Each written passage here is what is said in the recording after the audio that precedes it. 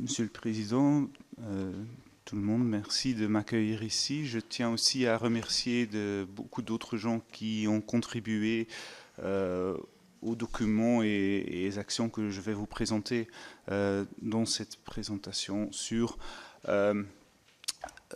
l'exemple ou plutôt le parcours belge.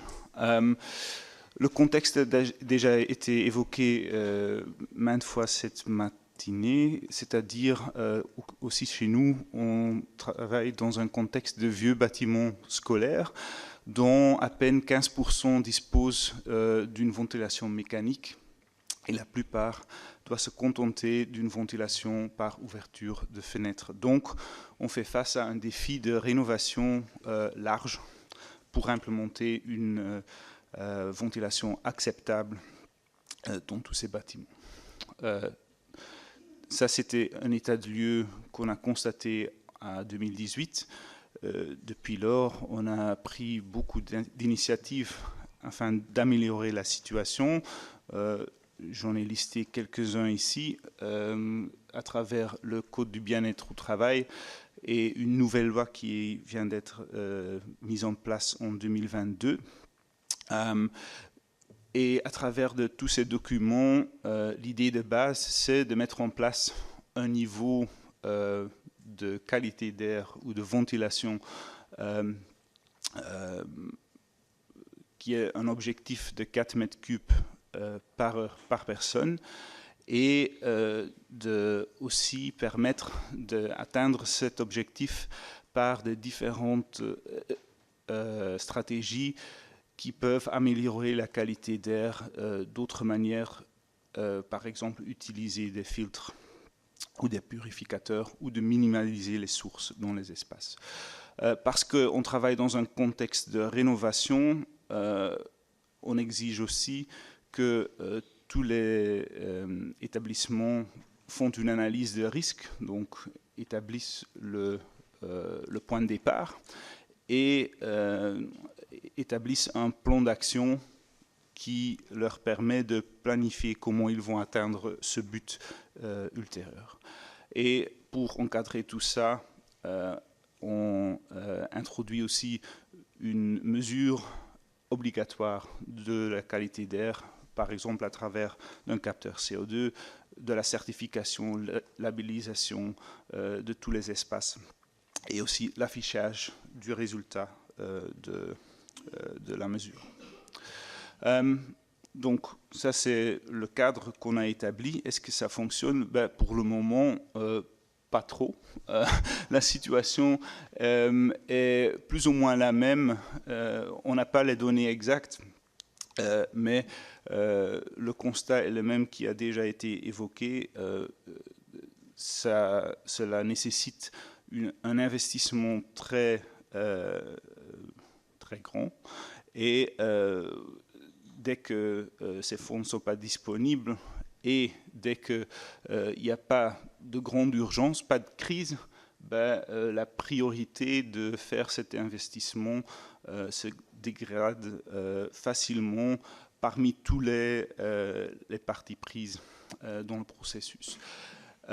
Donc ça c'est le constat hors crise.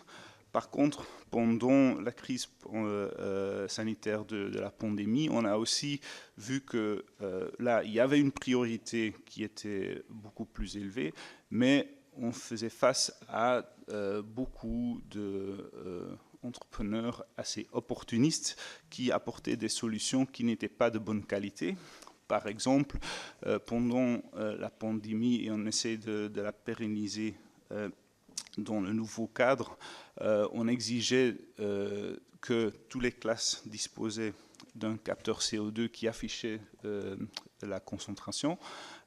Et la ville de Bruges avait acheté des capteurs pour équiper toutes ces classes, tout en s'avérant après que en fait, les capteurs qu'ils avaient achetés étaient bon marché et disponibles, mais ne faisaient pas ce qu'il fallait, c'est-à-dire mesurer la CO2.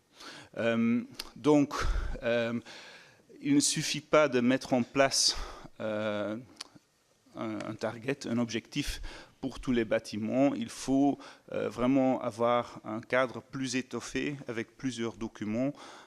Et donc ça, c'est des actions qui sont en cours maintenant. On a mis en place des exigences, par exemple, pour la qualité des capteurs CO2, pour les purificateurs d'air qui peuvent être utilisés comme alternative dans les conditions où la ventilation, l'implémentation de la ventilation est difficile. Et là aussi, on exige une preuve de performance et une preuve de sécurité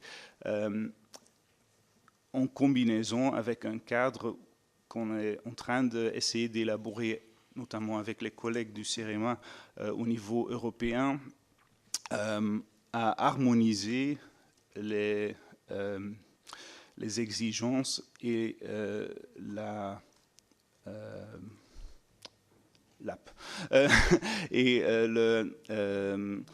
manière dont sont exprimés les objectifs en termes de performance, de qualité d'air intérieur. Et pour tout ça, en fait, pour moi, la leçon la plus importante qu'on tire de tout ça, c'est qu'il faut se préparer à une transition qui n'est pas une révolution, mais quelque chose d'incrémental, où il faut mettre en place les dispositifs qui aident tous les parties prises à se renforcer et croître dans cette démarche d'améliorer la ventilation dans la QAI. Donc une espèce d'écologie de la QAI doit être mise en place, et donc ça nécessite l'élaboration de documents et d'outils pour toutes les parties concernées. Merci bien pour votre attention.